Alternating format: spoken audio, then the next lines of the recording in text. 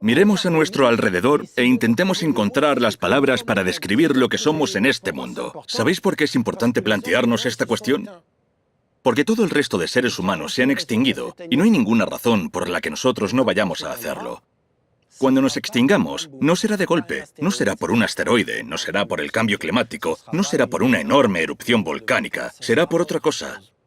Algo que no hará ruido, porque la extinción de los neandertales tampoco hizo ruido. Pero habrá algo que conducirá inevitablemente a la extinción de la humanidad. Entonces, la cuestión es cómo veían el mundo los otros seres humanos y cómo y por qué nosotros seguimos aquí y ellos no.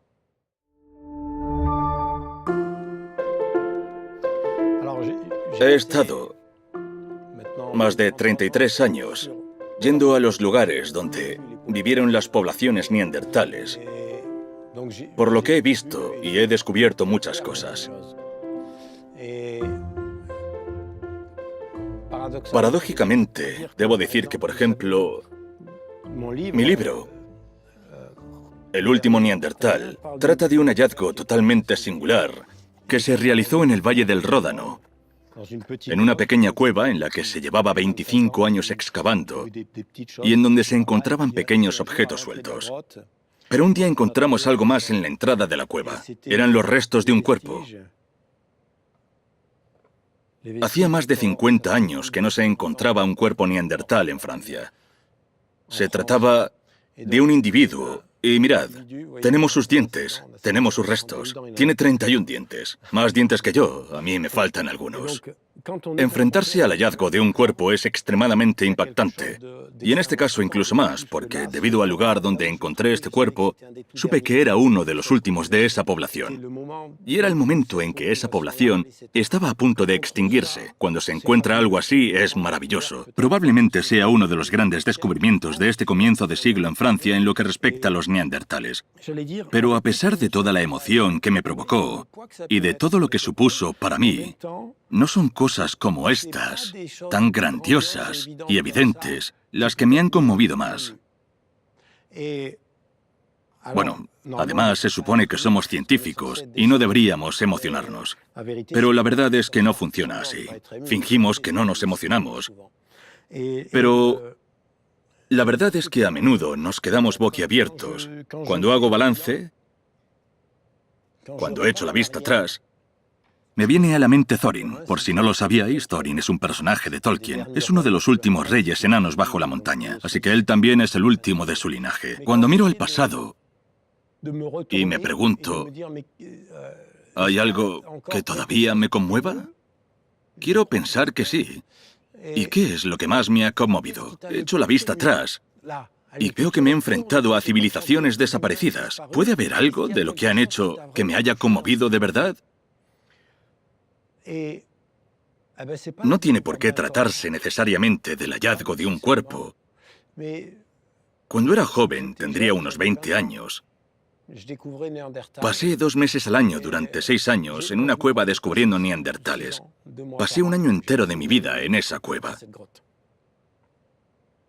Íbamos excavando en los niveles arqueológicos y nos encontramos en una especie de circo rocoso en el que nos topamos con un hogar. En el centro se podía ver dónde habían encendido el fuego y todo eso. Me levanté y me empezó a doler un poco la espalda. Me pasaba todo el día de rodillas y de repente, a la altura de los ojos, vi un pequeño agujero en la roca. Sin pensarlo, instintivamente metí el brazo en el agujero. Fui metiendo cada vez más y más mi brazo hasta el fondo. Y noté algo. Lo agarré, lo saqué y vi la cosa más increíble que he visto en mi vida. Alguien había dejado un cuchillo neandertal en el fondo de ese pequeño agujero. Era increíble. Había cogido un sílex que venía de muy lejos. El más bonito que había visto nunca. Era como un arco iris de todos los colores. Era algo que nunca habíamos visto. Un objeto extraordinario. De esa cueva se habían extraído miles de sílex, pero este era único. Me lo entregó en la mano alguien que, sin duda, veía el mundo de una manera muy diferente hace más de 100.000 años. ¿Y sabéis lo que hice? Me sentía como un ladrón, como un canalla. ¿Entendéis? Porque hay alguien que hace 100.000 años, estamos hablando de civilizaciones que vivían en bosques inmensos, antes de la edad de hielo, estaba ahí, exactamente donde estoy yo, y cogió ese objeto maravilloso, que quizá hizo él mismo, o quizá fue su madre quien lo hizo, y lo dejó en el fondo del agujero. Y 100.000 años después, yo lo he vuelto a coger, me lo entregó de su mano a mi mano, pero ¿sabéis qué hice? Lo volví a dejar en el fondo del agujero. Normalmente no debería decir esto, no es lo que se supone que debe hacer un arqueólogo, pero la verdad es que ese objeto, aparte de ser extraordinariamente bello, para nosotros, los arqueólogos, ya no tenía más información que darnos. No estaba en el yacimiento arqueológico. Si hubiera aceptado, como una máquina, la norma arqueológica, lo habría cogido, etiquetado y todo eso. Hubiera acabado guardado en un cajón. Lo habría condenado a la muerte y habría traicionado algo muy bello. Estaba claro que era algo muy bello, que se creó hace 100.000 años. Así que lo volví a dejar allí.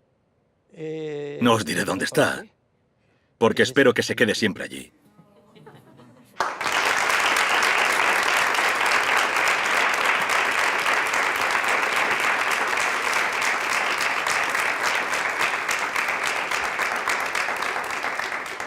Buenas, señor Ludovic.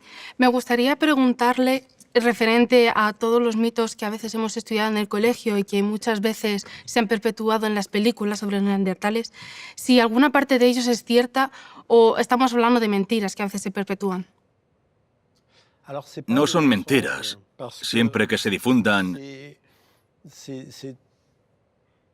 con buena intención y con total sinceridad.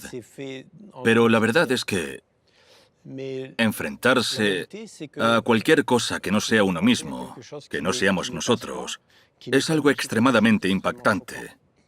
Para nosotros, los sapiens, es aún más complicado. Incluso la simple diversidad cultural es extremadamente chocante para nosotros. Se supone que nos gusta la diversidad, pero la verdadera diversidad. Cuando estaba en la universidad, tuve un profesor de antropología cultural que había pasado buena parte de su carrera en Papúa Nueva Guinea y que empezó su clase diciéndonos: el día que entendáis que un barulla, una de las etnias de Papúa, que clava 3 flechas en la espalda de su mujer porque no ha traído suficiente leña seca, puede ser un buen tipo, podréis empezar a ser antropólogos. Por supuesto, eso nos impactó muchísimo. Pero todo lo que no somos nosotros, o sale de nuestras visiones del mundo, nos resulta muy chocante. A todos nos gusta decir: claro que me gusta la diferencia, la alteridad, la diversidad. La cuestión es hasta qué punto nos gusta, hasta qué punto la apreciamos y hasta qué punto somos capaces de verla y comprenderla. Cuando me enfrento a algo que no soy yo, ¿de verdad lo entiendo? ¿O estoy proyectando mis propias ideas de lo que está bien, de lo que yo considero que está bien? Así que cuando hablamos del neandertal, podemos decir que es más fácil porque ya no está aquí. Ya no tenemos sus palabras. Y por lo tanto, sea quien sea el que hable de un neandertal, es un Homo sapiens, incluso cuando se trata de Ludovic Slimak. Es un Homo sapiens quien habla. Así que soy mi propio enemigo. Juego una partida de ajedrez contra mí mismo. Y desde muy pronto intento deconstruirme constantemente. Pero deconstruirse también es una experiencia muy impactante. Es muy difícil. No se puede. Formamos parte de un grupo. Tenemos valores. Yo tengo valores y esos valores se los transmito a mis hijos, lo quiera o no. No puedo transmitirles cosas que para mí son repugnantes, pero que para otros están bien. Y por eso queda muy claro, a día de hoy, en este preciso momento, que la población en general no lo ha logrado. Y es que incluso para nosotros, los investigadores, es muy difícil. y creo que es muy complicado. Se dice que la investigación es un deporte de combate. Es un ámbito muy duro. No hay piedad. Y realmente nos gustaría que existiera una comunidad científica que avanzara unida, que intentara hacer progresar el conocimiento. Pero la verdad es que hay escuelas de pensamiento, que estas escuelas de pensamiento se odian entre sí y avanzan por caminos completamente opuestos. Hay un pensador francés llamado Emmanuel Todd que afirma que una de sus grandes decepciones fue descubrir que las grandes ideas científicas no mueren en las disputas ideológicas. Mueren con las personas que las defienden. Y son sus estudiantes de doctorado y la generación siguiente quienes cambiarán el paradigma. Y por eso, si incluso a nivel científico no somos capaces de encontrar las palabras adecuadas, no seremos capaces de cuestionarnos a nosotros mismos. Al nivel del gran público, ninguna película comercial, a día de hoy, ha sabido mostrar lo que es ser humano sin ser sapiens. Pero creo que no es algo imposible de conseguir. Creo que es un reto. Estoy esperando al productor. Haría falta un Spielberg, un George Lucas, o alguien que se dijera, quiero mostrar la alteridad y hacer algo que nos dé la vuelta y nos muestre a través de un juego de espejos lo que somos. Pero por ahora nadie ha logrado hacerlo. Y nadie ha conseguido siquiera definir el concepto y el paradigma. Es decir, no hemos logrado escribir algo que nos sacuda, nos haga tomar conciencia y nos haga comprender que nosotros, los sapiens, no somos la humanidad. Somos una versión bien definida y muy delimitada del ser humano. Pero, si me habéis seguido bien en lo que he dicho, si la definición de ser humano es la libertad de ser y la creatividad, eso es lo que nos gustaría que fuera, ¿no? Si esa es la definición, quizá los humanos desaparecieron hace 40.000 años. Porque los neandertales eran tremendamente libres y creativos. Eso lo veo en la artesanía, nadie puede negarlo. Los objetos son impresionantes y todos son únicos. Todos dialogan con la naturaleza, sea cual sea la tradición neandertal. Por lo tanto, la libertad de ser y la creatividad no pueden ser lo que define al Homo sapiens. Lo que nos define es una forma muy técnica de inteligencia común y colectiva que nos hace súper eficaces. Eso lo tenemos, y eso no tiene nada que ver con preguntarnos cómo se extinguieron los neandertales, ni con el encuentro con el malvado sapiens. Se trata de que hay sociedades muy estandarizadas en su forma de concebir el mundo, que se encuentran con sociedades excesivamente creativas. No hace falta que os lo describa, hay una especie que es súper eficaz, súper eficiente. Y luego están los otros, que son pequeños grupos en su valle. Van a ser barridos, pero el neandertal, ¿cómo decirlo? No necesita entrar en una confrontación física, biológica y cultural con el sapiens para ser barrido. Simplemente se encuentra en un proceso de obsolescencia en relación con no la superioridad de nada, sino simplemente con el hecho de que el sapiens es una especie hipereficaz, hipereficiente. Cuando hacemos todos juntos lo mismo al mismo tiempo, somos tremendamente eficaces. Y eso provoca una ola, un maremoto que arrasa con todas las demás formas humanas que no tenían eso en su interior. Creo que es aquí donde se encuentra el secreto. Esa eficacia siempre está ahí. Y no se manifiesta, en primer lugar, entre nosotros, sino contra nuestros biotopos, contra nuestro entorno. Y lo que vemos es un colapso de todos los biotopos, un colapso de toda la biodiversidad, un colapso de todos los espacios naturales. No es porque el sapiens sea malo, sino porque es demasiado eficaz, pero no sabe expresarlo con palabras. Hola Ludovic, soy Francesca Romagnoli, profesora de prehistoria en el Máster de Arqueología y Patrimonio de la Universidad Autónoma de Madrid. Me gustaría preguntarte si pudieras volver unos 100.000 años atrás, ¿qué le preguntarías a los neandertales y qué le contarías sobre nosotros? La verdad es que no puedo dar un salto de 100.000 años.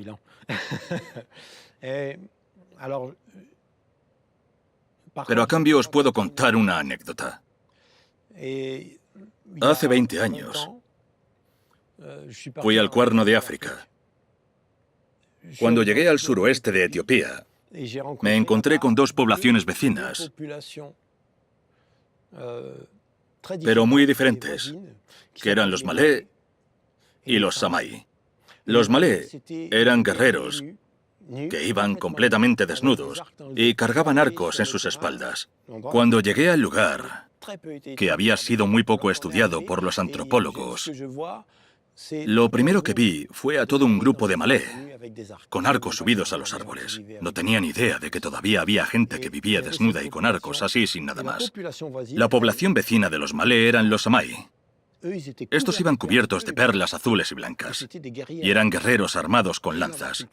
No tenían nada que ver ni cultural ni lingüísticamente. Y voy a contaros algunas anécdotas muy impactantes que recogí en mi libro.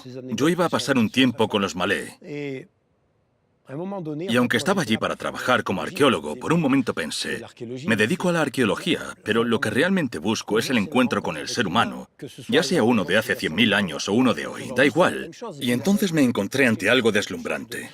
Eran magníficos. Yo estaba ahí buscando pedernales como un idiota.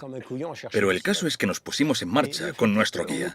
Fue muy duro, hacía mucho calor, estábamos en la selva y teníamos varias horas de camino por delante para llegar a los lugares que habíamos localizado mediante fotos de satélites, ya que nadie había estado antes allí. En las fotos de los satélites pudimos ver zonas donde el agua había erosionado el terreno y pensamos, hay que buscar ahí. Teníamos que caminar varias horas hasta llegar allí y otras tantas de vuelta para regresar al campamento antes de que anocheciera. Solo se podía ir a pie.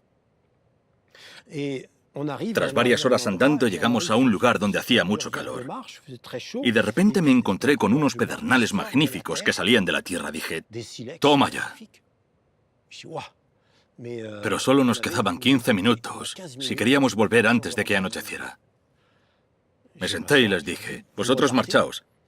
Yo me quedo haciendo dibujos. Yo considero que las fotos no hacen justicia al objeto. Se necesita una lectura técnica, así que lo que hago es leer mis objetos como si leyera un libro. Luego tomo notas y dibujo en mi cuaderno tanto como puedo. Cuando terminé con mis dibujos, como tardé unos 45 minutos, sabía que el grupo ya me llevaba media hora de ventaja, así que emprendí el camino de regreso solo. Avancé por la selva, conocía muy bien el camino, sabía por dónde ir, pero al cabo de un rato llegué a un lugar donde apareció uno de esos guerreros desnudos de la nada, con un jabalí sobre los hombros, que acababa de abatir con su arco. Nos encontramos así, solos en la selva. Ninguno de los dos esperaba ver al otro. Dejó el jabalí en el suelo y se sentó. Yo me senté a su lado. No intenté hablarle, ni explicarle nada, ni enseñarle mis dibujos. Me senté. Nos miramos. Él rebuscó en unas bolsitas que llevaba y sacó tabaco. Fumó. Fumamos. Nos fumamos un cigarrillo. Nos miramos. No nos dijimos ni una palabra. Y eso bastaba. Se trataba simplemente de un encuentro entre dos sapiens, pero en dos universos mentales completamente diferentes. Entonces la pregunta es, ¿qué evidencia podemos sacar de aquí? Y lo único evidente, independientemente de nuestra cultura, es que estuvimos ahí. Nos sentamos, compartimos un rato, y luego cada uno se fue por su lado. No teníamos nada que decirnos y así estaba bien. La cuestión ahora es, si me encontrara con un neandertal, ¿él se sentaría? ¿Podría llegar a entender algo al mirarle a los ojos de igual forma que entendí instintivamente a esa persona? La verdad, no lo sé. Hola, Ludovic. En tu último libro nos hablas de cómo habitaban los neandertales en las cuevas y cómo eran esas cuevas. ¿Nos puedes contar algo más de cuál era su forma de vida dentro de la cueva? Cuando se realizan excavaciones arqueológicas, lo que hacemos es abrir una pequeña ventana que a menudo puede estar junto a un refugio rocoso, o en la entrada, o en el interior de una cueva. Tendemos a pensar que vivían en las cuevas, pero en realidad se trata de poblaciones nómadas. Nosotros abrimos esta pequeña ventana, pero ese no es su hogar, es un lugar donde pasaron un tiempo.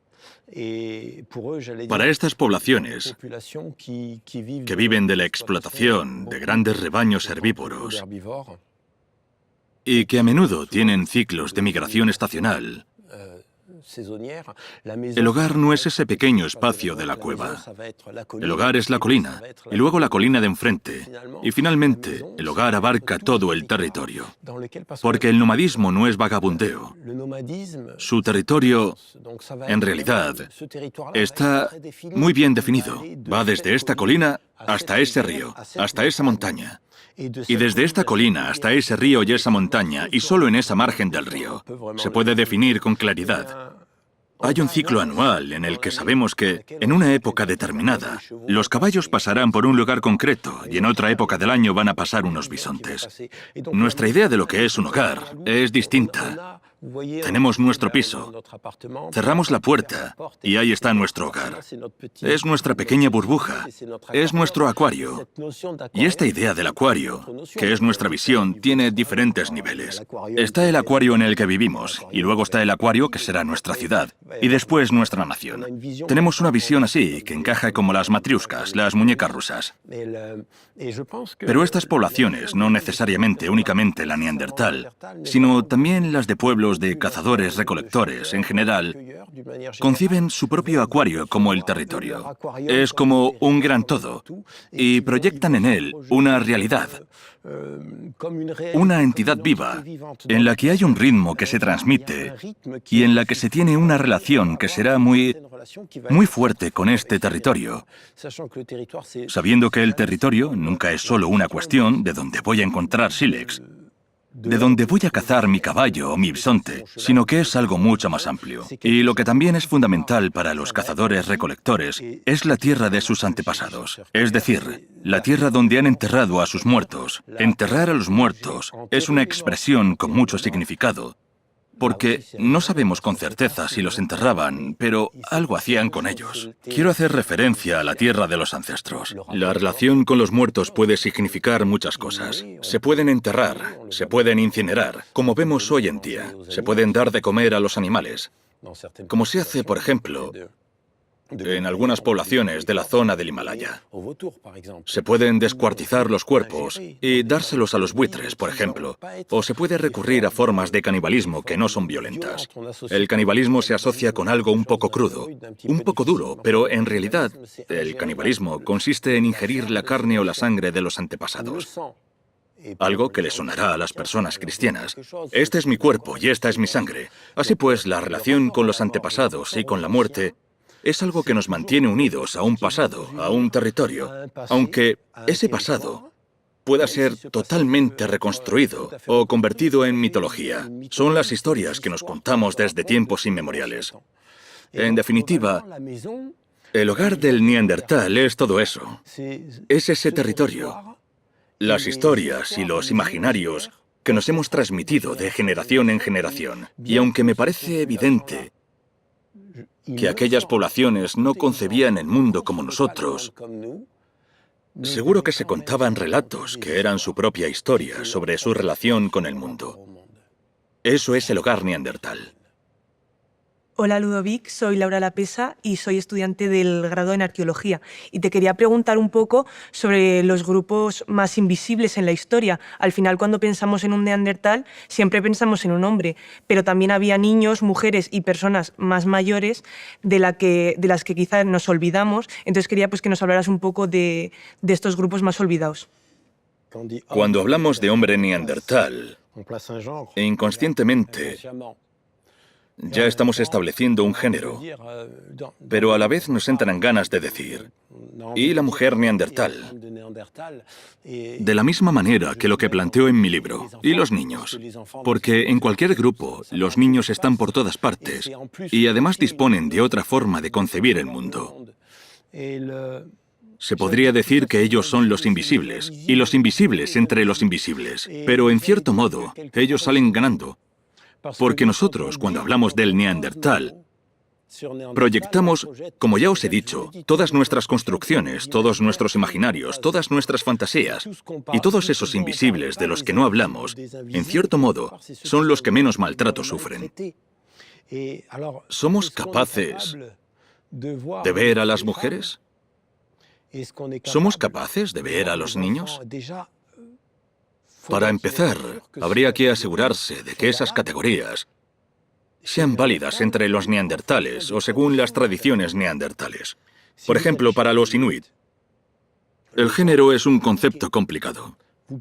Puedes nacer niño y al crecer acabar siendo más bien una niña, para luego volver a algo que está un poco a medio camino entre ambos. Y tienen otro tipo de palabras para expresar eso. Dicen, ah, bueno, él es afeminado, y les cambian los nombres.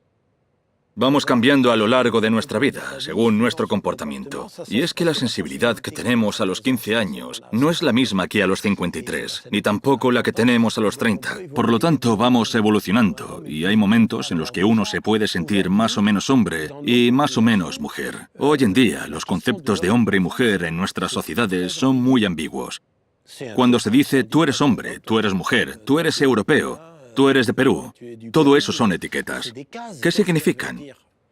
Dependiendo de las tradiciones, puede que no signifiquen gran cosa.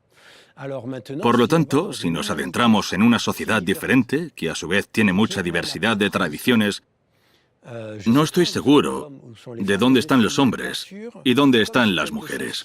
Pero eso no es todo. Con el hecho de plantearnos estas cuestiones del pasado, corremos el riesgo de añadir otra capa más, porque aplicamos nuestros filtros actuales y, tal como decía, hoy lo convertimos en una especie de Homo sapiens total, mientras que antes lo veíamos como una especie de hombre de las cavernas. Así que hoy en día tenemos una voluntad de rehabilitación y además queremos dar protagonismo a la mujer. Hay que ser muy consciente de que trabajar sobre lo que no somos, ya sea cultural o biológicamente, es impactante. Y hay que prestar atención a nuestras posturas bien intencionadas, como lo que hacemos hoy en día diciendo mi hermano neandertal, mi prima neandertal, señora neandertal. Ya solo con decir señora neandertal en la propia expresión hay una contradicción. Señora es algo que está completamente arraigado en la cultura occidental de nuestro tiempo y de nuestra sensibilidad. Quizá las mujeres eran muy masculinas y no les hubiera gustado que las llamaran señora. No lo sabemos. Y por eso, lo invisible siempre es el peligro de nuestras palabras. Eso no significa que no estén ahí. Pero creo que lo que entendemos por hombre neandertal es erróneo. Y, por supuesto, podríamos decir señor neandertal y señora neandertal, pero tendríamos a los picapiedra. En realidad lo que estamos haciendo es una reproducción de la familia nuclear occidental que vive como nosotros, con los nietos y todo eso, cuando en realidad no funciona así. De hecho, ya en las poblaciones tradicionales, la relación con los niños no funciona así. En muchas poblaciones, los niños son hijos de todos.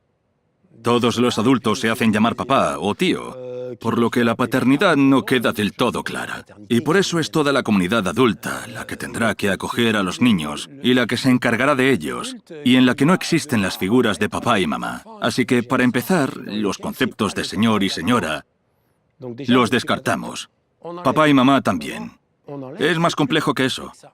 Incluso en lo que se refiere a la relación con los vivos, en muchas sociedades de cazadores-recolectores, el hecho de separarse del sistema de vida de los demás animales es algo que no existe en muchas poblaciones. Os voy a contar otra anécdota parecida sobre los inuit, que me gustan mucho. En una jornada de caza, dos inuit se encuentran con un reno. Uno de ellos empieza a tensar el arco y el otro le dice, «No dispares. ¡No dispares! ¿Qué? ¿Qué pasa?» Y le dice, «Es tu madre. He reconocido sus ojos». Ahí la vio, en los renos. El reno era el espíritu de su madre, que había regresado allí. El inuit dijo, «No dispares, desgraciado, es tu madre la que está ahí». En este caso, la relación con los vivos y con la mujer es distinta. Aunque fuera un reno macho, era su madre. Y no disparó. Esa cuestión debe hacernos reflexionar de inmediato. No hay hombres, no hay mujeres. Yo intento encontrar eso, pequeñas pistas, casos como este, pero no debería ser un planteamiento. Hay que considerarlo como un todo. Hay que prestar atención a cómo hablamos de ello. Quizá no debamos llamarlo hombre de Neandertal, sino simplemente Neandertal. Hay que intentar mirar el mundo de manera neutra, simplemente el Neandertal o simplemente el Sapiens. Pero, ¿somos capaces de hacerlo? Os lo digo ya. Tengo la respuesta. No podemos hacer eso. No sabemos cómo hacerlo. Es algo infinitamente impactante. Mirad, por ejemplo, aquí estamos todos vestidos en una sala donde nos estamos muriendo de calor. Os voy a contar otra anécdota. Hace unos 20 años recibimos en Francia a los jefes de unas tribus papúes. Un amigo mío, que se llama Jean-Michel Genet, había realizado misiones por la zona de Papúa con los grandes jefes de la tribu y también había llevado a cabo expediciones arqueológicas. Solía ir allí con frecuencia. A cambio les dijo a los jefes de la tribu que un día los llevaría a Francia, ya que nunca habían salido de los bosques ecuatoriales. En Francia visitaron yacimientos, visitaron la cueva de Lascaux y la cueva de Mandran. Esa gente nunca se había vestido antes. Se habían visto obligados a vestirse para coger el avión y viajar. Yo les había encontrado un gran alojamiento en una torre medieval. Eran unos 20, eran muchos, y todos se iban a instalar allí. Mi pareja les llevó a la torre vestidos y les dijo, «Vais a dormir aquí». «¡Oh, qué bien! Es precioso. Vamos a estar muy cómodos aquí». Y de repente se desnudaron. Se quedaron todos desnudos, así sin más, delante de mi pareja que se quedó en shock. Para ellos era normal, es decir, el filtro cultural, toda nuestra ropa, son códigos, y yo intento romperlos un poco. Intento no llevar traje y corbata, pero aún así estoy normalizado, estoy estandarizado. Aunque ponga un pequeño toque de originalidad, nada del otro mundo. Esos códigos son los que nos permiten unirnos, nos permiten comprender quiénes somos y cómo nos expresamos, cómo nos mostramos. Si me pongo una corbata elegante, como este señor, estoy expresando algo sobre una tradición, sobre lo que quizá hizo mi padre, o sobre cómo, cuando era joven, pude permitirme comprar una corbata, etcétera, etcétera. Formamos parte de una historia. No se trata simplemente de ponerme un trozo de tela alrededor del cuello. Por lo tanto, todo eso son códigos. Y nosotros, los sapiens, estamos saturados de códigos. Somos muy buenos inventando cosas que no existen. Nos contamos milongas para decirnos, no, esto es así porque resulta útil y ya está. No, no es porque sea útil, es porque estamos expresando códigos y esos códigos van a determinar, en primer lugar, por lo general, con qué grupo me identifico. Si llevo la camiseta de AC/DC o de los Scorpions, es porque son de mi generación. El hecho de que yo tuviera la camiseta de los Scorpions expresaba algo. No es simplemente que me apeteciera tener una camiseta negra con un escorpión rojo. Es que expresaba una tendencia musical, expresaba un acercamiento a otras personas a las que les gustaba eso. Así que me unía a grupos normalizados. Necesitaba encajar en unos moldes. Y eso lo hacemos todos. Por eso, cuando hablamos del enigma neandertal, en realidad lo que estamos planteando es el enigma sapiens. Y lo que intentamos descubrir, lo extraordinario, lo mágico y lo bello cuando estudiamos al neandertal, es que, por primera vez, somos capaces de crear un espejo al que no nos interesa mirar. Muy bien, es fascinante. Fue la última vez que hubo otros tipos de humanos. Desaparecieron y todo eso. Pero nos da igual. Lo que llevamos hablando desde hace un rato debería apasionarnos a todos. Y a vosotros os apasiona, y quizá lo haga también a miles de personas en España. Pero sois decenas de millones de habitantes y tendría que interesar a todo el mundo. Y por eso, lo que estamos creando, cuando pronuncio estas palabras, lo que hago es crear el espejo del sapiens, y de repente ya no se le compara con el gran simio, sino que se le compara con una forma humana que acaba de desaparecer, que es total y plenamente humana, que es hipercreativa y que no somos nosotros. Es ese juego de espejos lo que importa. No se trata de saber si existían la señora Neandertal, el señor Neandertal y sus nietos. Es cierto que nos cuesta hacerlo, y no podemos hacerlo porque en nuestras sociedades, además, necesitamos un cambio de rumbo, ya que no hemos sido demasiado cordiales en la relación entre hombres y mujeres, en la relación con los niños. Por eso hay que desmontarlo todo.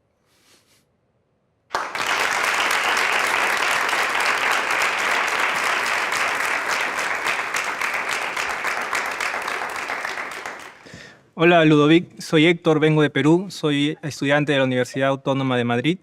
Quería preguntarte, ahora que sabemos que la evolución del ser humano es mucho más compleja de lo que pensábamos, ¿qué características de los neandertales mantenemos aún hoy en día nosotros? Es una pregunta muy compleja y es muy difícil responderla. Podría resumirlo en una frase. Quizá ya no tengamos nada de los neandertales, pero para eso habría que definir qué es un neandertal. Y no podemos hacerlo. No solo yo. Los equipos internacionales somos incapaces de definirlo. Ya para empezar, los investigadores nunca se ponen de acuerdo en nada. No se pondrían de acuerdo ni en el color de una hez fosilizada que ya supone cierto grado de complejidad. Entonces, la cuestión es que, cuando hablamos de ser humano, hay que diferenciar dos capas. Por un lado, tenemos un nivel que es la etología del comportamiento. Y por encima de ese nivel, hay otra capa que es la cultura, la transmisión. Y los neandertales tienen culturas propias.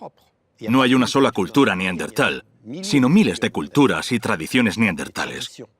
Las vemos en los animales, así que sabemos que se trata de tradiciones que se forman a lo largo del tiempo y que quedan grabadas. Cuando nosotros, los pobres arqueólogos, abrimos una pequeña ventana en la cueva donde hacemos un agujerito, nos encontramos con miles de objetos, millones de objetos, y nos preguntamos, ¿pero qué es esto? ¿Qué es lo que veo aquí? ¿Se trata del comportamiento biológico de esta humanidad? ¿O es la cultura particular y tradicional de esta población neandertal? Eso es algo que nunca conseguimos aclarar. No sabemos distinguir entre unas cosas y otras. Yo mismo he trabajado tanto con el Homo sapiens antiguo como con el neandertal antiguo y con el neandertal reciente. Luego dirigí expediciones desde el Ecuador hasta el Círculo Polar Ártico y vi millones de objetos. Y siempre me enfrentaba a ese mismo enigma diciéndome, pero qué raro, tienen las mismas tecnologías. Mis colegas al encontrarse con algún objeto se dicen, pero si los neandertales y los sapiens tienen las mismas tecnologías. Sin embargo, me parece que la uniformidad tecnológica era en sí misma un velo que nos impedía comprender a qué nos enfrentábamos. Para simplificar, imaginemos que encuentro objetos de Homo sapiens que datan de hace 100.000 años en el Cuerno de África, o de hace 54.000 años en el Valle del Ródano, o de hace 80.000 años, por ejemplo, en la costa oriental del Mediterráneo. Hay yacimientos, restos humanos y objetos artesanales que sabemos que son de Homo sapiens. Cuando observo estas piezas artesanales, veo que las familias tecnológicas son las mismas que las de los neandertales que conozco muy bien. Pero el problema que tengo viene cuando observo algunos objetos en un yacimiento sapiens. Yo soy un investigador especializado en el tallado de sílex, así que tras examinar unas cuantas piezas artesanales de sílex, reproduzco esos objetos, y cuando trabajo con objetos sapiens, entiendo para qué sirven de inmediato. Veo para qué fue hecho porque identifico todas las secuencias de gestos de la artesanía. Entiendo el objetivo del artesano inmediatamente. Aunque ese objeto tenga 100.000 años, la lógica de ese individuo de hace 100.000 años es mi propia lógica. Después de ver muchos de ellos, lo que pasa con los otros miles que hay detrás de ese nivel arqueológico de hace 100.000 años es siempre lo mismo. Y eso es algo absolutamente propio del sapiens, independientemente de la época. Ahora bien, cuando me enfrento a las tecnologías neandertales, a los objetos de sílex, sucede algo increíble. Y es que cada vez que encuentro un objeto, es muy bonito, comprendo la belleza de la artesanía, comprendo la belleza de los gestos, pero por lo general lo cojo y digo, no entiendo para qué sirve. No sé por qué lo hace así. La secuencia de movimientos para crear un filo, por ejemplo, un cuchillo de sílex, no es la que yo hubiera hecho. Yo no lo habría planteado así. Y por eso, cada vez que me encuentro con un objeto neandertal, me meto en una especie de partida de ajedrez en la que no entiendo los movimientos. Veo que el objeto es muy bonito, realmente resulta muy eficaz, es impresionante, pero yo nunca lo habría hecho así. Pero con ese objeto, cuya lógica no acabo de entender del todo, a veces al cabo de 3 días digo, sí, ya lo he entendido, porque veo un pequeño detalle en el sílex y pienso, ya sé por qué lo hizo. Eso nunca me pasa con los sapiens. Con los neandertales nunca comparto mi lógica. Y además este objeto neandertal con el que me encuentro es único, me explico.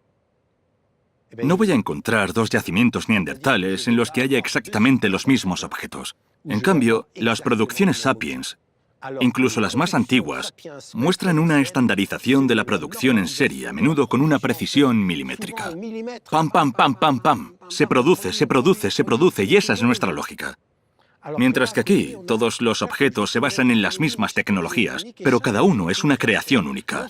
No solo es único, sino que al cabo de un tiempo me di cuenta de que estos objetos neandertales no solo denotaban una creatividad absoluta, que la hay, sino que nada es aleatorio. Hay una especie de diálogo. El artesano neandertal tiene su proyecto. Se dice a sí mismo, voy a hacer mi filo de sílex con esta curva. Pero coge su bloque de sílex y en función de su forma, su color y su textura, va a decir, mejor lo coloco aquí y me quedo con este borde. Así que mantiene una especie de diálogo con los elementos naturales, y eso es algo sistemático. Por eso es como una partida de ajedrez. Es decir, cada objeto es un diálogo entre la materia natural y las tradiciones del artesano. Y en el caso de los sapiens no es así. Por ejemplo, pongamos que hay una mina de sílex. Imaginaos que estamos en la cueva de Mandrán y en la colina justo enfrente, que se encuentra a 45 minutos andando, hay laderas de roca caliza con bloques de sílex que sobresalen. Cuando me topo con grupos de sapiens, ellos eligen los sílex más bonitos, los que yo mismo habría elegido. Muy homogéneos, muy lisos, que se tallan muy bien.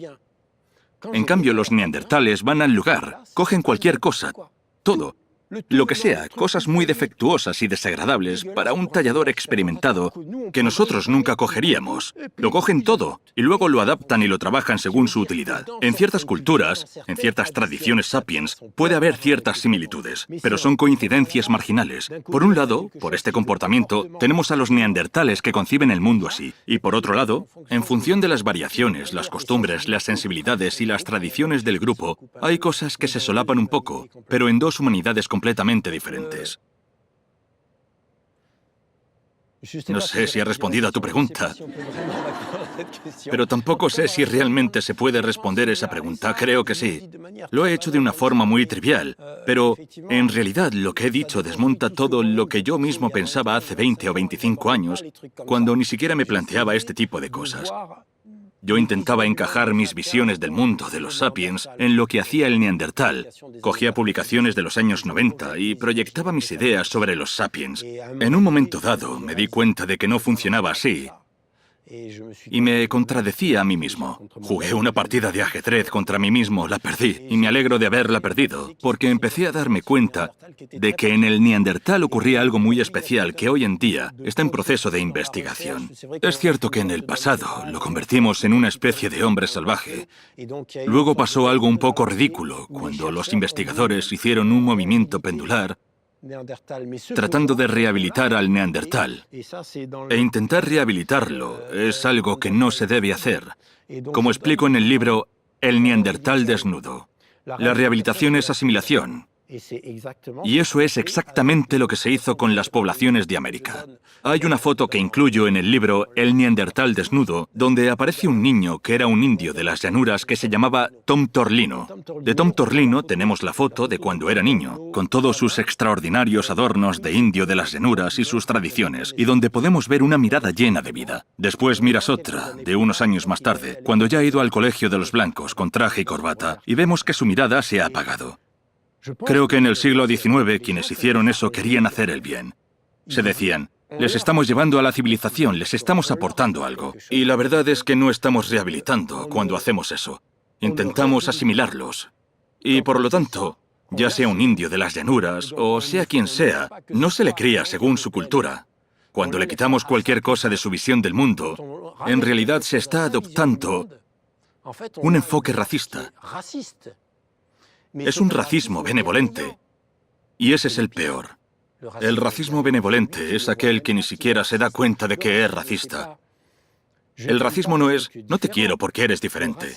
El racismo es, para que seas humano, tienes que ser como yo.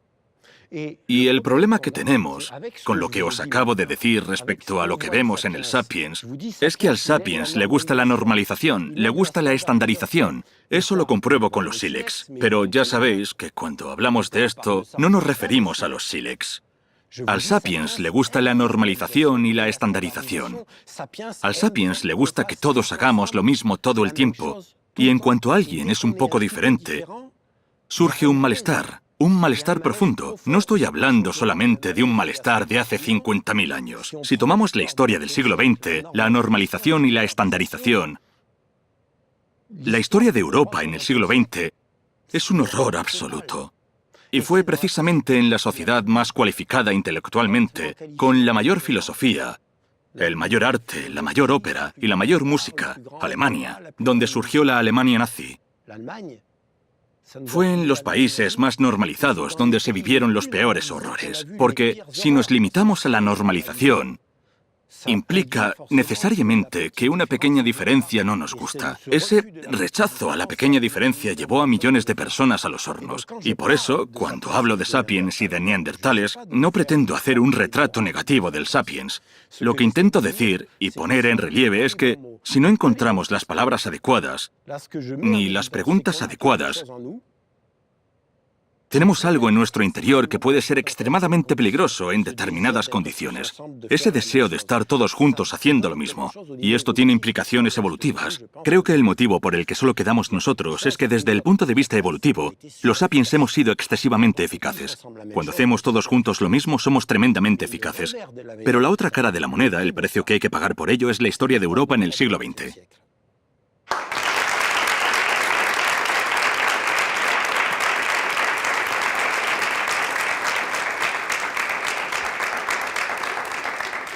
Hola, Ludovic. Sabiendo tus conocimientos sobre los neandertales, ¿cómo sería el mundo si los neandertales se hubiesen convertido en la especie dominante? Me parece que en el curso de la historia, la extinción del neandertal y de todas las demás formas humanas no es una simple anécdota. Es decir, no es un accidente de la historia. Creo que, en cierto modo, hubo algo bastante inevitable desde el momento en que las diferentes especies se encontraron. Los sapiens, los neandertales, los denisovanos y todas las demás formas humanas. Por lo tanto, podemos hacernos la pregunta de cómo sería nuestro mundo en el siglo XXI. Este siglo XXI que conocemos, que es fruto de nuestras tradiciones, nuestro presente, si el neandertal siguiera existiendo. Y encuentro diferentes posibles respuestas a esa pregunta. Podemos partir de la constatación de que durante varios cientos de milenios, estas poblaciones en general han permanecido en lo que a nuestros ojos parece un estado de estancamiento. Pero no se trata de poblaciones estancadas que no evolucionan. Decir eso sería algo degradante. Sin embargo, puede haber sido algo de gran valor para las poblaciones neandertales. Podría haber sido una historia que nos contábamos entre nosotros. Una que era importante perpetuar, como la que nuestros padres, nuestros abuelos, los antepasados que practicaban la caza de espíritus, seguían transmitiendo. Podría haber sido un valor profundamente arraigado. Y quizás este sentimiento de estancamiento se deba a las mitologías que la gente se contaba y que en algún momento incluso fueron mitologías compartidas entre neandertales y Homo sapiens. Es posible que en un momento dado los sapiens se contaran historias diciendo: es importante hacer lo que hacían nuestros antepasados. Para nosotros hoy en día es importante tener el último modelo de teléfono, el nuevo ordenador, ir a la Luna, llegar pronto a Marte, desarrollar nuevas formas de IA, etc. Estamos en una vorágine de todo, y esta vorágine se puede abordar de dos maneras. O bien es biológica, es algo propio biológicamente del sapiens, o bien es algo que se nos cuenta en las historias. Tenemos que ser diferentes. El caso de los aborígenes de Australia, por ejemplo, es muy interesante. Las historias que se nos cuentan no son, o al menos no solían serlo tradicionalmente antes del colapso de los sistemas tradicionales del tipo: hay que tener la última lanza o el último artilugio, sino que eran: existe el tiempo del sueño, el tiempo de los ancestros, y no hay que perpetuar nada. Los grandes antropólogos del siglo XX han señalado que los pueblos indígenas comparten un rasgo común, algo muy importante, que nada tiene más valor que la perdurabilidad y la continuidad, que es un gran honor mantener las costumbres de los antepasados y hacer lo posible por ello. No quiero decir que no cambien, pero que, por ejemplo, cuando van a cambiar, lo envuelven en historia para decir, ya existía en tiempos antiguos y lo vamos a volver a hacer de otra manera. Y así nos encontramos en sociedades de continuidad, mientras que hoy en día, casi todos los sapiens de la Tierra, vivimos en sociedades de discontinuidad, en las que los hijos no hacen lo mismo que los padres no hicieron lo mismo que sus propios padres, y así sucesivamente. En cada generación vemos rupturas, incluso en mitad de generaciones, cuando los jóvenes de 15 años se dicen, pues no tenemos los mismos valores, y no es algo inevitable, ya que es un mito que nos contamos a nosotros mismos. Así que ahora la cuestión es, ¿qué sucedería si el neandertal siguiera existiendo? Si fuera la especie humana dominante, lo más probable es que hoy en día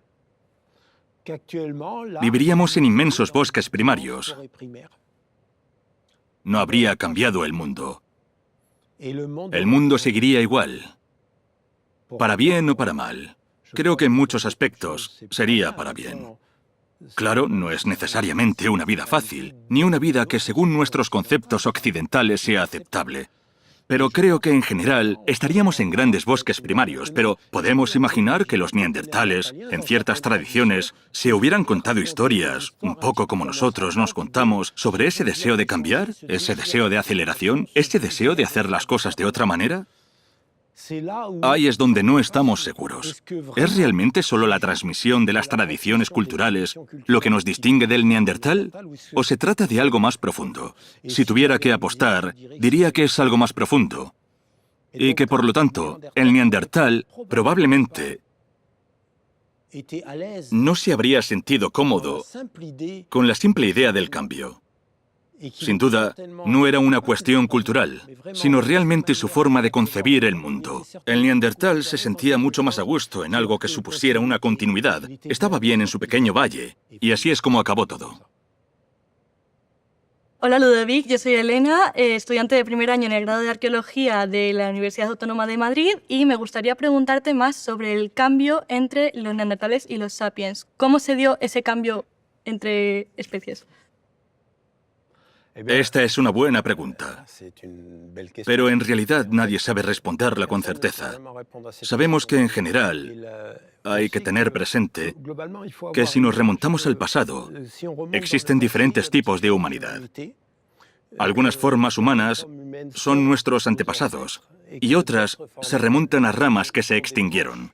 Ramas que no tendrán continuidad. El neandertal se sitúa en una de ellas.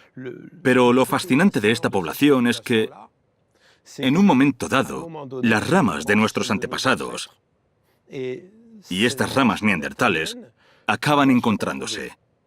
Y eso es fascinante, porque es el último momento de toda nuestra historia en el que, en la Tierra, nos enfrentamos a una inteligencia plena y completa que no es la nuestra. ¿Por qué no es la nuestra? Porque con estas dos poblaciones, según las estimaciones, tenemos que contar al menos 500.000 de años durante los cuales vivieron en contextos completamente diferentes, con sus propios procesos de evolución biológica y cultural. Y cuando nos pasamos 500 milenios sin vernos, o viéndonos solo de forma muy esporádica, el momento en que nos volvemos a encontrar es, sin duda, un momento muy singular, porque con lo que me topo tras 500.000 años, no soy yo. Os voy a poner un ejemplo. La diferencia entre un caniche y un lobo es de unos 50.000 años. Así que, como veis, tenemos un intervalo de tiempo que multiplicamos por 10. Y por lo tanto, inevitablemente, si creemos en la evolución, cuando nos encontremos, las humanidades que se descubren, es muy probable que no conciban el mundo de la misma manera. En el momento de ese encuentro, vamos a tomar un amplio rango, de entre 55.000 y 40.000 años, con lo que tenemos unos 15 milenios. En los que en Europa las poblaciones volvieron a entrar en contacto. La pregunta es, ¿se conocieron? Nadie sabe responder a eso. Lo que se suele decir es, pero tenemos rastros genéticos, tenemos ADN. Se suele decir que las poblaciones de Eurasia tienen genes neandertales, pero en realidad todas las poblaciones de la Tierra tienen genes neandertales. Es una cuestión de proporción. Tenemos un poco más en Eurasia, porque Europa y Asia eran los territorios naturales de los neandertales. Pero incluso las poblaciones africanas actuales, incluso al sur del Sáhara, también tienen genes neandertales. Tienen menos, porque no se encontraban en su territorio, pero las poblaciones no hacen más que intercambiarse, por lo que todas las poblaciones de la Tierra tienen rastros neandertales. Y entonces pensamos, tienen rastros neandertales, por lo que los sapiens y los neandertales se deben de haber encontrado. La respuesta es un poco más complicada que eso. La cuestión no es ¿se encontraron?, sino ¿se encontraron realmente? Porque el hecho de que haya rastros genéticos, en realidad, no nos dice gran cosa realmente ni sobre el destino de los neandertales, ni sobre la realidad de su contacto. Por ejemplo, si os digo, todos tenéis genes neandertales, vale, todo va bien. Y al mismo tiempo, si nos fijamos en el momento del contacto entre los neandertales y los humanos, hace entre 40.000 y 55.000 años, tenemos más datos genéticos de los neandertales y empezamos a disponer de bastante información. De hecho, esas poblaciones neandertales, en sus últimos movimientos, no tienen genes sapiens recientes. Así que en el momento del contacto, ocurre algo muy extraño. Es como si los intercambios genéticos solo hubiesen sucedido en una dirección, por lo que hemos podido ver hasta ahora. Pero es ahí donde tenemos más datos genéticos. Incluso cuando encontramos restos de sapiens, los datos genéticos de sapiens más antiguos que tenemos tienen entre 45.000 y 50.000 años en Europa y en Eurasia. Pues bien, en el caso de estos, hace 45.000 o 50.000 años, encontramos rastros de intercambios con los neandertales, al igual que en nosotros, aunque un poco más. Pero tampoco mucho más. Podemos ver que los rastros son más recientes y eso es todo. Pero no vemos el proceso inverso en los neandertales. Y eso plantea un verdadero problema. Porque en la antropología cultural, los intercambios genéticos no son historias de amor, no son Romeo y Julieta, dos familias que no se soportan, aunque al final los jóvenes tendrán descendencia de todos modos al enamorarse. Así no es como funciona en las sociedades tradicionales. Ya en la época de nuestros abuelos y bisabuelos existían las dotes. Te vas a vivir con tal familia, pero con tal condición, y además tienes que llevar tu dote. Así que, cuando se estudia la antropología cultural, se observa que en todas las poblaciones de la Tierra, el intercambio genético debe ser recíproco. Y de forma casi universal, son las mujeres quienes se mueven. Por ejemplo, imaginemos un grupo de neandertales que vive a un lado del río y al otro lado hay un grupo de sapiens. Se reunirán y se dirán, vamos a formar una alianza y nuestras hermanas se casarán. Es un gran clásico de la antropología cultural. De hecho, el intercambio de genes, es decir, mi hermana se unirá a tu grupo y tu hermana se unirá al mío, y así nos convertimos en hermanos, es un gran clásico de la antropología. Las poblaciones humanas funcionan así. En esencia, así es como funciona. Pero eso significa que no se trata simplemente de que mi hermana se una a tu grupo y a cambio por tu parte no ocurra lo mismo. Eso no es posible. Siempre hay una equidad, algo que se equilibra. Acepto que mi hermana se una a tu grupo, pero a cambio tu hermana también tiene que venir con nosotros para que tengamos descendencia juntos. Y eso no es lo que vemos, hay una asimetría. Y esa asimetría es algo muy importante. Porque desde el punto de vista de la organización de las sociedades humanas, es algo que prácticamente desconocemos. Siempre hay reciprocidad. Y aquí la reciprocidad, por ahora, aunque sea el momento en el que tenemos más información genética, no la vemos. Solo sucede en una dirección. Todos los sapiens tienen sangre neandertal, así que quizá algunas mujeres jóvenes neandertales se unieran a los grupos de sapiens. Pero no hay mujeres jóvenes sapiens que se hayan unido a los grupos neandertales en los últimos milenios. Esto plantea la cuestión de la asimetría. Es decir, si se encontraron, ¿cómo eran esas relaciones? ¿Nos llevábamos bien? En la calidad de las relaciones, desde España hasta Siberia, ya que se trataba de poblaciones que abarcan territorios inmensos, es ahí donde surge un enigma. Cuando se logran realizar lecturas genéticas, se aprecian intercambios ya desde épocas antiguas.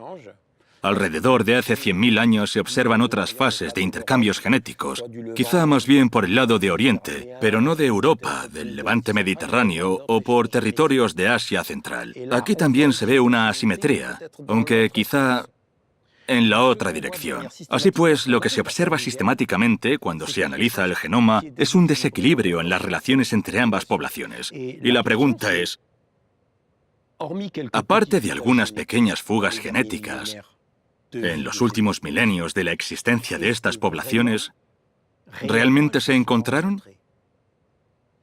Y eso es un enigma, porque si tomamos todo el periodo comprendido entre hace 40.000 y 55.000 años en toda Eurasia, el número de restos humanos, el número de restos de sapiens, por ejemplo, es ridículo. Respecto a Europa, si tomamos el periodo de entre 40.000 y 55.000 años, ¿cuántos fragmentos de huesos de sapiens hay? Pues no lo sé, pero caben en una mano, menos de 2. Es algo totalmente anecdótico para un periodo de 15.000 años. Entonces, a la hora de abordar ese encuentro, intentamos analizar los utensilios que utilizaban en su día a día. Los sílex, sus cuchillos fabricados con sílex, sus armas y todo ese tipo de objetos. La verdad es que encontramos muchos elementos de este tipo en las cuevas, pero por lo que se refiere a restos humanos no hay muchos. Lo que predominan son muchas de sus artesanías, objetos que dejaron en las cuevas.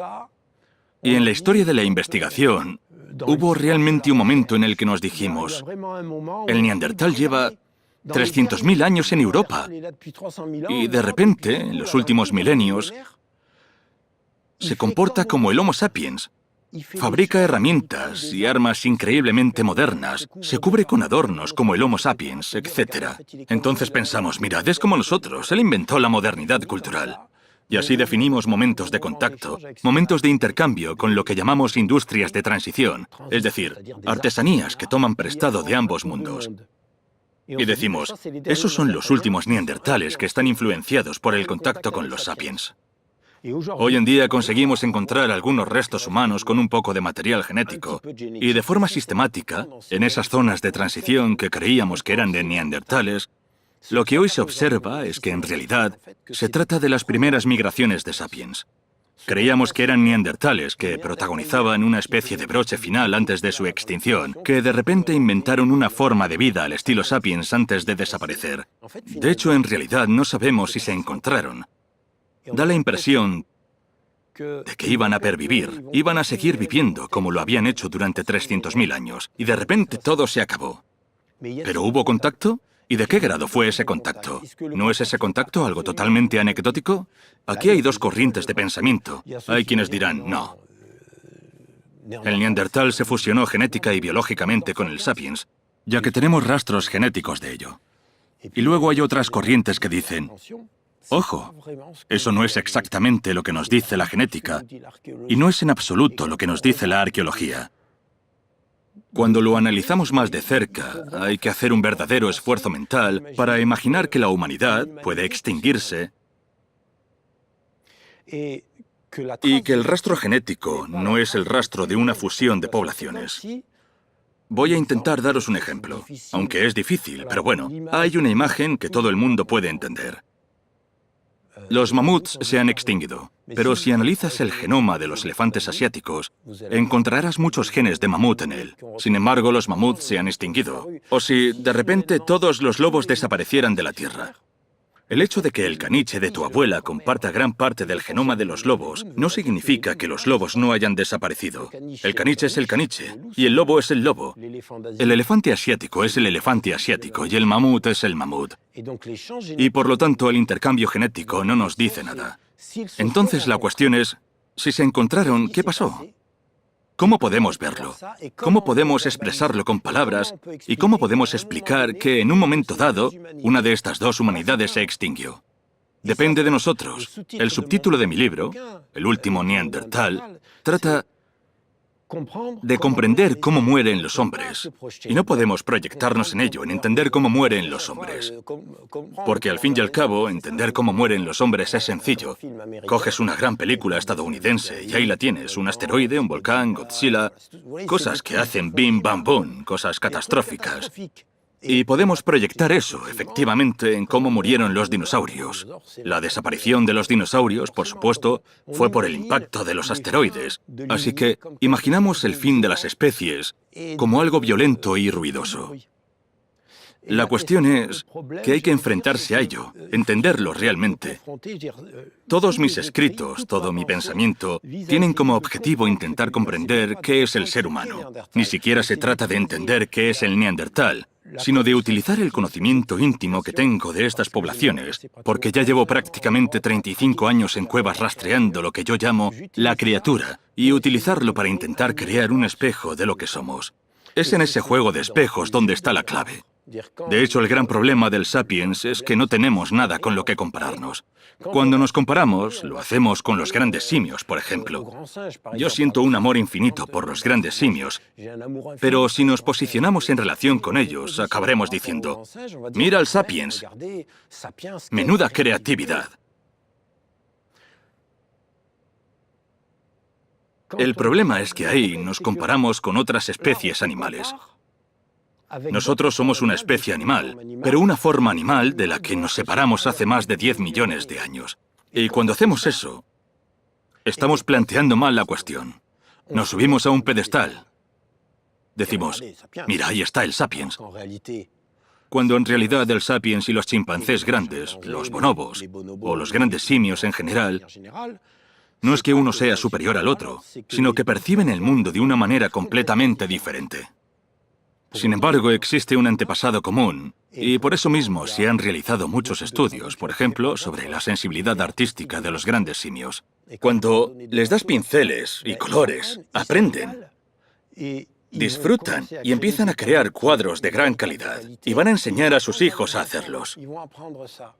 Así que no es que los grandes simios carezcan de calidad artística, sino que tienen su propia visión del mundo, sus propias cualidades artísticas si planteamos la cuestión por ese camino. Pero me podéis decir, mira, eres muy amable con los cuadros de los grandes simios. Pero en fin, mira algo tan simple como esta silla. ¿Imaginas el desarrollo tecnológico que hace falta para conseguir algo así? No me refiero a un avión o a un coche. Estamos rodeados de tecnología. Y si nos centramos en los grados de tecnología, o en los grados de simbolismo, o de expresión artística, no nos estamos haciendo las preguntas adecuadas. Pero en la etología humana, ¿ha habido comportamientos propios del Sapiens que no fueran los comportamientos del Neandertal? Esto no convierte al Sapiens en superior, ni al Neandertal en inferior, ni viceversa. Por eso hay que plantearse la cuestión de forma neutral y objetiva. Es cierto que no podemos salir de nuestra perspectiva de Sapiens, que estamos prisioneros de ella. ¿Somos capaces de comprender el mundo? ¿Somos capaces de decirnos a nosotros mismos que el Sapiens no define al ser humano? El Sapiens es la forma de ser humano que ha sobrevivido. La cuestión es, ¿por qué hoy en día estamos solos? ¿Y concebían el mundo de la misma manera las demás formas humanas? Y si lo concebían de manera diferente, ¿eso las convierte en subhumanos o las convierte en una variante radicalmente diferente de la humanidad y por lo tanto nos permite definir con palabras qué es realmente un humano? De eso tratan todos mis libros. Mis libros, mi pensamiento, no van dirigidos a quienes se interesan por el neandertal, el paleolítico, la prehistoria u otro tema relacionado. Todas mis obras están ahí para decirte, mírate a ti mismo, intenta encontrar las palabras para expresar lo que somos en el mundo. ¿Sabéis por qué es importante plantearnos esta cuestión? Porque el resto de seres humanos se han extinguido. Y no hay ninguna razón por la que nosotros no vayamos a hacerlo. Cuando nos extingamos, si me habéis ido siguiendo, no será de golpe, no será por un asteroide, no será por el cambio climático, no será por una enorme erupción volcánica, será por otra cosa. Algo que no hará ruido, porque la extinción de los neandertales tampoco hizo ruido, pero habrá algo que nos conducirá inevitablemente a la extinción de la humanidad. Entonces, La cuestión es cómo veían el mundo los otros seres humanos y cómo y por qué nosotros seguimos aquí y ellos no. Buenas, Ludovic. Soy Óscar San Martín, periodista de viajes y de investigación, y quería preguntarte cómo ves, si ves con optimismo el futuro de nuestra especie, eso primeramente, y luego también quería saber qué opinas tú sobre la posibilidad o la opción de que otra especie suplante al Homo sapiens.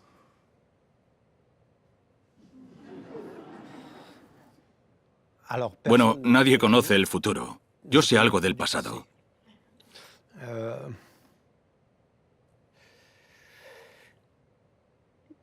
Lo que se podría decir es que lo que ocurrió con los neandertales es que, desde nuestro punto de vista, se trató de una especie de proceso de obsolescencia. Esa es la razón por la que se extinguieron. No porque fueran menos, sino porque eran diferentes. Ya os he dicho cómo entender la manera de morir de los hombres. Nunca es por un bim bam bum. Nada catastrófico. No vamos a morir por el impacto de un asteroide. El sapiens sabe adaptarse perfectamente a los peores impactos, a las peores erupciones volcánicas, a las peores radiaciones estelares. Sabe hacerlo. Estamos hiperadaptados, sabemos protegernos, podemos adaptarnos, podemos ir a la luna, somos capaces de hacer cosas increíbles. Pero probablemente a los sapiens también les llegará a su final. Pero cuando llegue, no vendrá así sin más, eso para empezar. Y en segundo lugar, no estamos al borde del apocalipsis. Eso es muy importante que lo escuchen los jóvenes. No están en un planeta al borde del apocalipsis. Están en un planeta que tiene problemas. Pero en cada generación ha habido problemas. Pero también tienen que entender que este planeta es nuestro planeta A y que no tendremos un planeta B. No hay que creerse todo lo que nos dicen. No habrá un planeta B. Así que no tenemos un plan B. Hay que cuidar este planeta. Pero no vamos a morir por los estragos que estamos causando con la destrucción de los biotopos. Lo que estamos viendo ahora, lo que está cristalizando, los temores sobre el futuro, se centran en la cuestión del carbono. Y la palabra carbono lo abarca y lo simplifica todo. Estas cuestiones del carbono y la temperatura son como si tuvieras un cuerpo enfermo y le pusieras un termómetro y lo que combates es el aumento de la temperatura en el termómetro y no la enfermedad. Así que si hay un cuerpo enfermo y si hay una enfermedad, hay que buscarla en nuestros procesos hipernormalizados de una producción caracterizada por la hiperestandarización y la hiperindustrialización. Lo que hace que al final tengamos el carbono, tengamos la temperatura y tengamos problemas. Pero mientras nos centremos en el carbono, la respuesta será: reduzcamos el carbono. ¿Pero no sería mejor centrar la cuestión en modificar nuestras formas de actuar? ¿Reflexionamos sobre nuestros procesos, sobre nuestra forma de concebir el mundo? Por el momento creo que lo primero que existe es el miedo. Los jóvenes deben deshacerse de ese miedo porque si se dejan llevar por él, no podrán avanzar. No hay que tener miedo. Están en un planeta maravilloso. Por otra parte, en cierto modo, necesitamos enfrentarnos a la idea del fin del mundo. Pero eso es algo que forma parte de nuestras tradiciones occidentales. El fin del mundo es algo que está arraigado en Occidente, en nuestros libros sagrados, en el Apocalipsis. Necesitamos una finitud. Pero somos seres animales que heredamos millones de años de historia. Esto no se va a acabar así como así. Sin embargo, es cierto que si no vamos con cuidado, acabaremos haciendo tonterías. Pero nuestra hipereficiencia, nuestra hipereficacia, es terrible porque está provocando el colapso de los biotopos. Y eso es lo más valioso que tenemos, los entornos naturales, los bosques, toda la biodiversidad. Eso es lo importante. Por eso no hay que intentar comprar bonos de carbono. Hay que intentar preservar toda la naturaleza que nos rodea. Hay que luchar para que haya bosques primarios por todas partes. Hay que luchar para que en Europa podamos volver a tener bosques primarios. Y aquí hay una lucha que por un lado es bonita. Pero la pregunta es, ¿Nos vamos a extinguir? Y si nos extinguimos, entender cómo mueren los hombres, que es de lo que trata mi libro, no es algo que ocurre de golpe. Hace unos años me invitaron a un programa de televisión muy popular en Francia y me preguntaron, ¿quién nos va a sustituir a nosotros? Y yo dije, no sé, quizá el chat GPT 7.0. Y más allá del lado cómico, en realidad hay algo terrible. Lo que estamos viviendo actualmente no es una revolución industrial más, es la posible puesta en marcha de un proceso de obsolescencia del Homo sapiens. Y lo que le pasó al neandertal es, según mi percepción, un proceso de obsolescencia. Y eso ya basta para que se derrumben todos los valores, todo aquello en lo que creo. No es que nos vaya a quitar el trabajo, no es que se vaya a convertir en Terminator y venga a exterminarnos. Es que si alguna vez conseguimos crear algo que se acelere muy rápido, que se vuelva realmente muy sutil, que sea realmente muy ingenioso y que cada vez que le hagamos una pregunta nos digamos, vaya, es 10 veces más inteligente que yo. Ese momento va a llegar. Me temo que no podremos evitarlo. ¿Y por qué es peligroso? No es peligroso porque lleguen a tener un cuerpo. Ya les estamos creando cuerpos. No es que esas cosas que serán más sutiles que nosotros vayan a tener un cuerpo. Ese no es el problema. El problema es que los jóvenes digan, ¿pero por qué voy a aprender matemáticas? ¿Por qué voy a aprender español? ¿Por qué voy a estudiar física? Esta máquina es capaz de soltarme teorías dignas del Premio Nobel de Física 3 veces por semana. Y en ese momento, la imagen que tenemos de nosotros mismos se derrumbará. Elon Musk dice, todos vamos a vivir en la abundancia. Elon, creo que hay un peligro que va más allá de eso. En primer lugar, no sé si llegará a la abundancia. Y en segundo lugar, creo que el gran riesgo es que dejemos de creer en nosotros mismos. La mayoría de nosotros estamos dejando de creer en nosotros mismos. Y ese proceso de derrumbe es algo que quizás sea más terrible y más peligroso preguntar, ¿qué quieres ser de mayor, hijo mío, escritor o poeta? Y que te responda, ¿sabes? Hoy en día, para empezar, ya casi nadie lee. Me estaba mirando. No hay que leer los teléfonos, hay que leer el contenido. Y hay que prestar atención a lo que les vamos a decir a nuestros hijos. Esas inteligencias son un poco como el encuentro entre el neandertal y el sapiens. Lo que estamos creando nosotros mismos es algo que quizá por ahora no sea necesariamente más inteligente que nosotros, pero sí más eficaz. Es tremendamente eficaz. Si le das un PDF de 600 páginas, en 6 segundos te hace un resumen. A ti te llevaría semanas. Así que estamos creando algo que es excesivamente eficiente, una especie de caricatura del sapiens. Este bicho es un hipersapiens.